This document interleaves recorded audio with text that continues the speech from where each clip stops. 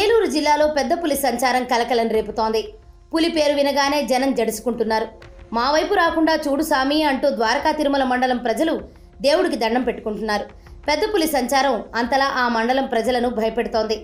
మండలంలోని సత్తెనగూడెం గ్రామంలో గత వారం పెద్ద పులి కదలికలను రైతులు గుర్తించారు. ఊరి చివరిలో ఉన్న తోటలో పులి తిరిగినట్లు కాలి గుర్తుల ఆధారంగా కనిపెట్టారు.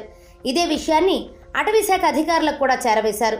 దీంతో వెంటనే అక్కడికి చేరుకున్న ఫారెస్ట్ సిబ్బంది పెద్ద పులి కాలి అడుగులను సేకరించి నిర్ధారణ కోసం ల్యాబ్కు పంపించారు.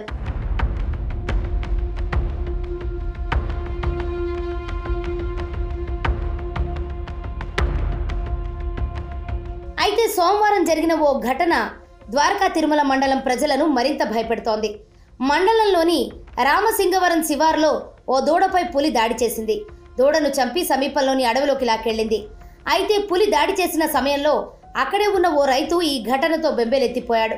పులి తన మీద కూడా దాడి చేస్తుందేమోననే భయంతో చెట్టెక్కి దాక్కున్నాడు.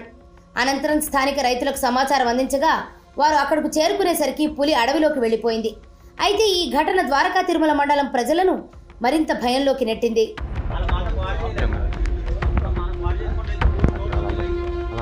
ఇక దెందులూరు మండలంలో సైతం పెద్ద పులి పాదముద్రలు కనిపించాయి.